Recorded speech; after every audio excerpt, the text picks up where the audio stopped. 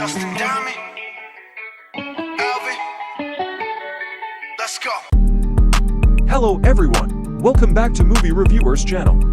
Before we get to the storyline, I hope all of you a great day. Please like, share, and also subscribe to my channel.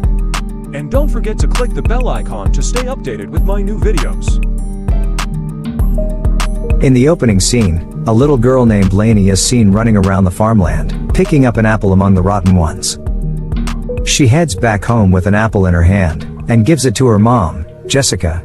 The mother rolls her eyes as Lainey has been collecting way too many apples that go uneaten, and tells Lainey that they don't need them. Jessica is a single mother with two young children named Lainey and Mason.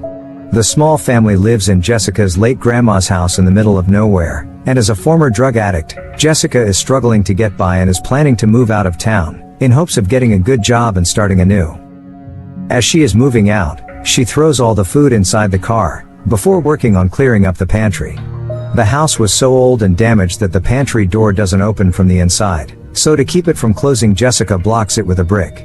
She starts to throw all the things inside a garbage bag, when she sees her grandma's Bible, and decides to keep it. But unbeknownst to her, the brick wasn't tall enough to hold the door. The door slowly starts swinging shut, and locking her in. Lainey, listen. Jessica turns on the lights and calls for her eldest daughter, Lainey, to open the door for her, but the young child isn't strong enough to twist the rusty knob. So Jessica tries to open and kick the door, but it wouldn't budge. As soon as she notices the door's unscrewable hinges, she shouts for Lainey, and instructs her to get whatever tools she can from the red box on the porch. Lainey fetches her a screwdriver to loosen the door hinges, but she is unable to do so because the screwdriver is not the right one for the screw.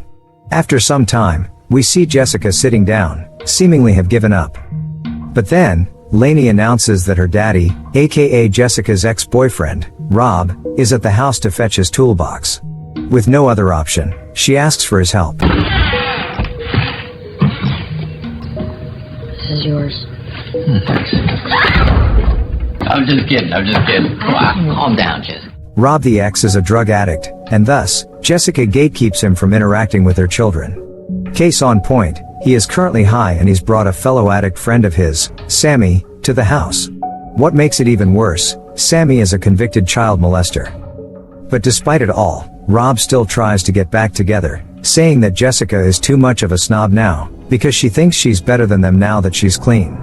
In his mind, they were a power couple back when they were both still drug addicts, and he wants them to be that way again. When she refuses his advances, he gaslights her for being an incapable mother for getting stuck inside the pantry, and slaps her. She tries reaching her phone to call emergency, but he violently scoops her up and locks her inside the pantry before she could. Hearing all the noises, Lainey comes downstairs and Jessica instructs her to lock herself and her brother Mason in her room.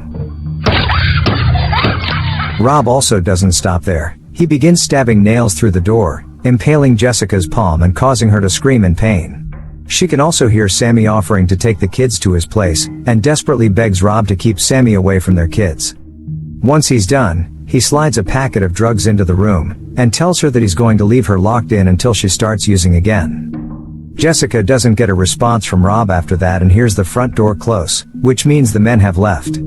She wraps her wounded palm with table napkins, and after a while, she hears someone's footsteps running downstairs.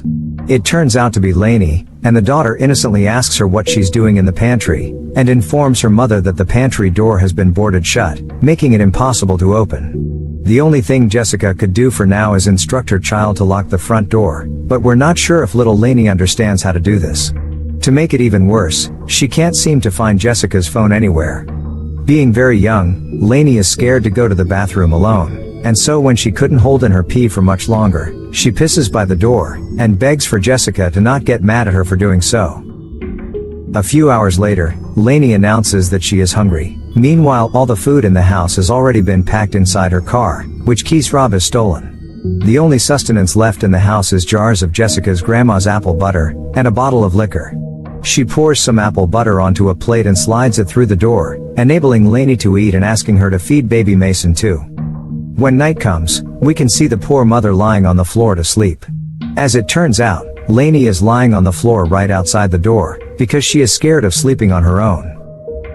On the next morning, she feeds her kids with more apple butter, and realizes how bad her wound has gotten.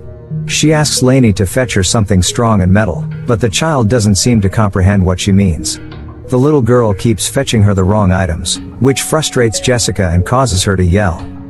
When she hears Lainey cry, she apologizes immediately. Soon after, Lainey comes back carrying a screwdriver she found outside the house. With newfound hope, Jessica starts to chip at the floor tiles despite her hand injuries. She is confident that she can get out if she keeps digging.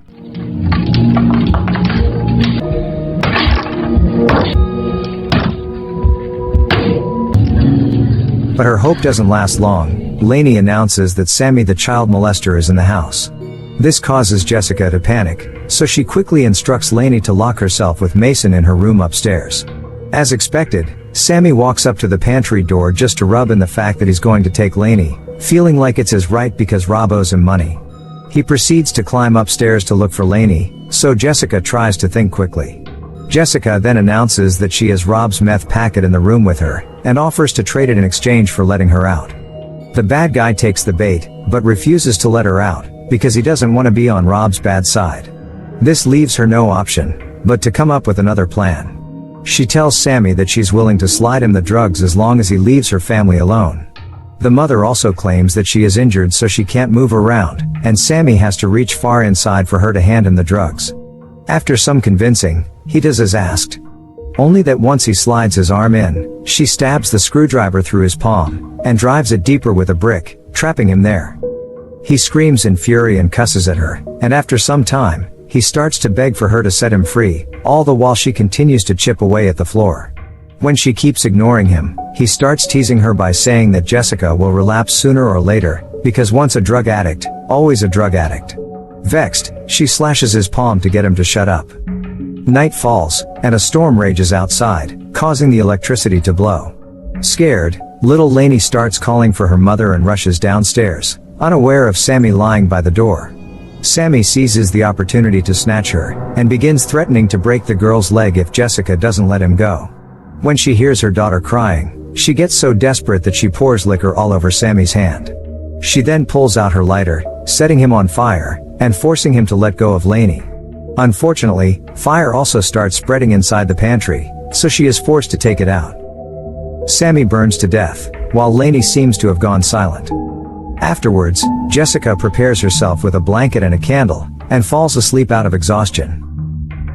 The following morning, she tries calling for Lainey to check if she's okay, but doesn't hear an answer. The whole ordeal takes a toll on Jessica, so she opens the drug packet, and is about to take it, but she backs out when she sees the Bible. Jessica then notices a dollar bill stuck in between the pages of her grandmother's old Bible. She goes through the holy book, and discovers a plenty of dollar bills stuck inside, serving as bookmarks for passages her grandma wanted her to read to remind her to stay strong. Also, she finds a note which contains a special recipe on how to make the best apple butter. She got emotional by the gesture, and ended up throwing the book at the cross hanging at the end of room, because this discovery won't help her escape. The cross breaks, and when Jessica moves to pick it up, she notices a leak in the ceiling. She tries ripping the wood planks apart, and discovers that it isn't hard to do so, because the ceiling wood is weak and soaked in water. An idea springs to mind, so she checks on Sammy to make sure he's dead, before pulling the screwdriver off his hand. Up next, she continues to pick away at the ceiling, until she creates a hole through. It doesn't take her long to get out of there, and now she can escape to the upstairs bathroom. Pieces of apples are scattered all over the hall, and the bedroom door is locked shut, forcing her to break in. Once inside, she witnesses how the bedroom is a mess, and there is a mound buried underneath layers of blankets. She prepares for the worst as she uncovers the blankets one by one, until she finds her two children there, lying still. Mommy, Mommy! Mommy, Mason. Mommy's been hello. You're such a good job. Mom, I'm hungry. Luckily, Lainey and Mason were just sleeping.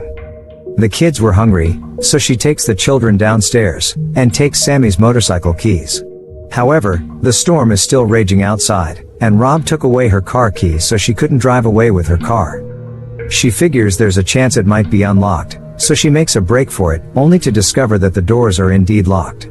This leaves her with no option but to break the door with a brick to fetch some food. But as they rush back inside, Lainey dropped her animal crackers. The little girl later begs for Jessica to fetch the animal crackers for her. As the mother goes outside to please her daughter's wishes, we see Sammy standing at the window, meaning that he's still alive after all. Jessica panics and tries to get inside, but he's locked the door. She grabs the stone and uses it to smash the glass in the front door. Once she's in, she follows the sound of her children's cries upstairs and finds Sammy holding baby Mason and a knife. He threatens to gut the baby, while Jessica begs him to change his mind, but this time Sammy is looking for revenge.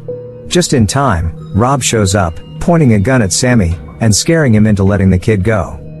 Jessica takes her kids to safety, while Rob thinks that Sammy had done something horrible to his children, so he shoots the guy dead. He then asks her for some money, so she tells him that her grandma left some in the pantry. The man breaks the door open and starts collecting the money from the floor. Jessica then asks him to let her and her kids go, but he won't let her. Instead, he's adamant in wanting to see her relapse and asks her to take some drugs with him. Knowing full well how dangerous Rob is, she cooperates. But first, she asks him to fetch the rest of the food from the car. When he's outside, she prepares some apple butter and makes him a sandwich.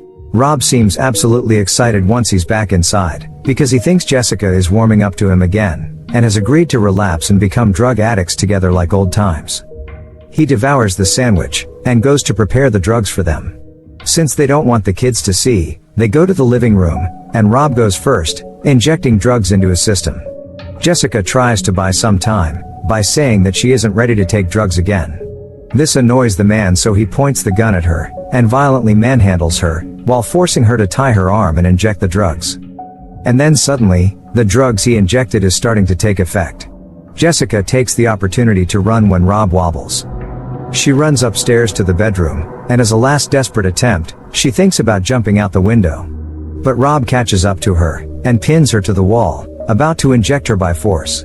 Just in time, all the drugs in his system gets his body to shut down, as he starts hyperventilating and crawling across the room. Jessica reveals to him that she put the meth inside his sandwich, and now he's overdosing. Furious, he threatens to kill her still, so she pushes him out of the window, killing him. The next scene shows a time jump. Jessica has changed her mind about moving to a new house, and decided to stay in the house she inherited from her grandma. She now makes a living by making homemade apple butter, and life seems to be looking up for her because she has made up her mind to never relapse again. The business is doing well as folks in town seem to love her apple butter, thanks to the recipe left by her late grandmother. And thus, the small family lives happily ever after.